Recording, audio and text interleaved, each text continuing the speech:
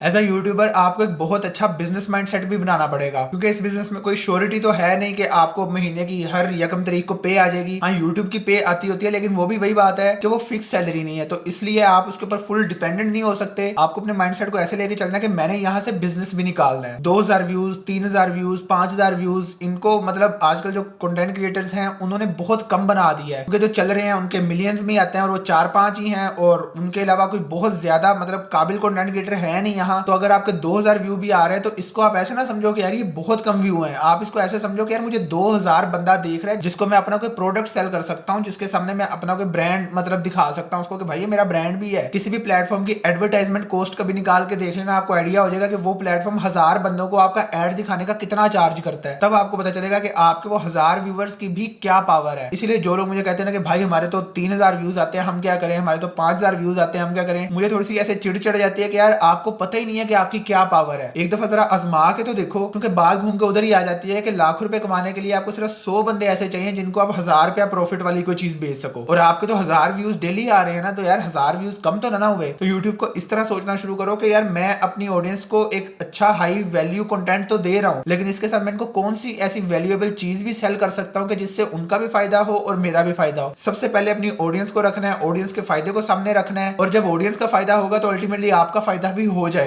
अब जो मेरा टेक्स्ट स्टोर है Numi.pk, तो उसके ऊपर हम लोगों ने प्राइसेस चीजों की थोड़ी सी कम लगाई होती हैं, और वो इसलिए कम लगाई होती हैं कि मैं अपनी ऑडियंस को सेल कर रहा हूं। अब मेरी वो क्योंकि मार्केटिंग कॉस्ट तो है नहीं, मैं अपनी वीडियो में ही प्रमोट करता हूं, तो इसके लिए मैंने क्या किया कि जो वो मार्केटिंग वाले पैसे होते हैं वो माइनस कर दिए प्रोडक्ट प्राइस में से। अब जो मार्केट में महंगी है और मेरे से वो सस्ती मिल जाती है, इससे ऑडियंस का फायदा हो जाता है, और मेरा फायदा ये होता है कि जितना मार्केट वाले प्रॉफिट कमाते हैं उतना ही मैं भी कमा लेता हूं। तो वही वाली बात फिर आ गई कि दोनों के लिए विन विन है, कस्टमर के लिए भी, मेरी ऑडियंस के लिए भी, और मेरे लिए भी। किसी भी सीनियर इन्फ्लुएंसर को उठा के देखो, उसको नहीं देखना जो जिनके मिलियंस में व्यूज आ रहे हैं, वो 3-4 ही हैं, और वो जो कुर्बानियां दे रहे हैं वो मिलियन व्यूज लाने के लिए, वो मैं मानता हूं कि वो आप लोग नहीं दे सकते। तो इसलिए किसी उस बंदे को देखो जो सस्टेनेबल यूट्यूब कर रहा है, तो आप लोगों को पता चलेगा कि वो कुछ ना कुछ बेच ही रहा है। पाकिस्तान में कल्चर सैडली थोड़ा सा खराब है, इसलिए मतलब एज ए यूट्यूबर बेचने वाले को मतलब बहुत कुछ सुनना पड़ता है। लेकिन अगर आप गोरों में देखो तो हर यूट्यूबर कुछ ना कुछ बेच रहा है। मतलब what's the purpose of having a audience if you can't sell something. अब आप भी ये जो मास्टर क्लास देख रहे हो, कुछ सीख रहे हो तो इस लेक्चर में आए हो ना, अब तक मतलब इतना देख के आए हो ना, इस लेक्चर में अपना टाइम दे रहे हो, तो ये मास्टर क्लास आपने खरीदी और मैंने आपको सेल की है, तो मेरे लिए वो बिजनेस पॉइंट ऑफ व्यू से बेहतर है। लेकिन उसी तरफ जैसे अभी मैं बता रहा था कि मैंने इस चीज में मेक श्योर किया कि आप लोगों को उससे भी ज्यादा वैल्यू मिले जितनी मुझे वैल्यू मिल रही है। तो आप भी आइडेंटिफाई करो कि आप अपनी नीश के अंदर रहते हुए क्या चीज सेल कर सकते हो। लेट्स से अगर आपका जिम का चैनल है तो आप ई बुक ट्रेनिंग की कोई ई बुक बना लो, वो सेल कर सकते हो। आप डाइट प्लान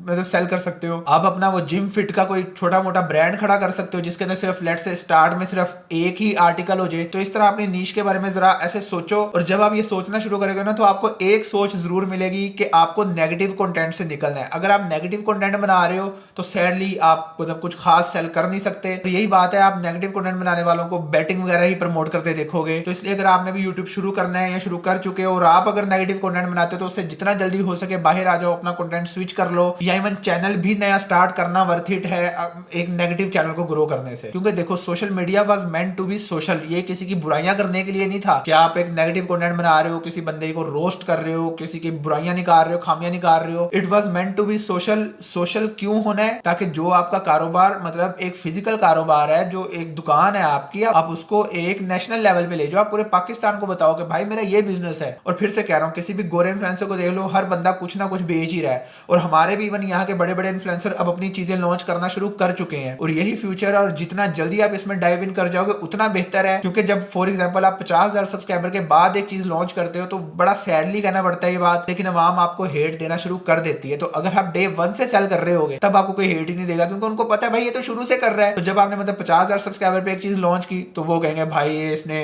एक नया चीज शुरू कर दी है, इसको कैंसिल करो, इसको देखना बंद कर दो, तब एक हेट आता है। ये चीज सैडली मैंने भी मतलब बहुत लेट क्रैक की, और इसलिए मुझे भी थोड़ा सा हेट आया था, बट इट डजंट मैटर। लेकिन आप लोगों के लिए टिप ये है कि आप अपने कंटेंट क्रिएशन के जिस भी लेवल पे हो, जो सी भी फेज आपकी चल रही है, बेशक स्टार्टिंग फेज है, आपको थोड़ा बहुत चलने लग गया, वो है, कुछ ना कुछ ऐसा आइडेंटिफाई करो जिसको आप सेल कर सको। और पाकिस्तान में जो जॉब होती है 70,000, 80,000, लाख, आपको ये कमाने के लिए सिर्फ मंथली 100 चीजें सेल करनी है 1000 रुपए के प्रॉफिट पे। कोई बहुत ज्यादा नहीं है 1000 रुपए का प्रॉफिट। यहाँ मैंने ब्रांड्स को देखा है, वो 5000 के प्रोडक्ट को 10,000 का करके बेच रहे होते हैं और 5000 प्रॉफिट रख रहे होते हैं, और मैं आपको कह रहा हूँ सिर्फ 1000 रुपया रखना है, ज्यादा भी नहीं रखना, आवाम का भी फायदा सोचना है और सिर्फ 100 चीजें बेचनी है। ऑब्वियसली ये इतना ईजी नहीं है, इसको सीखने में आपको थोड़ा सा टाइम लगेगा, थोड़ा सा फोकस लगेगा, लेकिन सोशल मीडिया का यही ट्रूथ है, that's how you sustain your business. तो मेरे ख्याल में आप लोगों को बिजनेस माइंडसेट की समझ आ चुकी होगी। अब हम चलेंगे और मैं आपको बताऊंगा कि आपने अपने चैनल को या अपने सारे बिजनेस को यूट्यूब के इसको सेफ कैसे रखना है। तो चलो फिर उस बारे में करते हैं बात।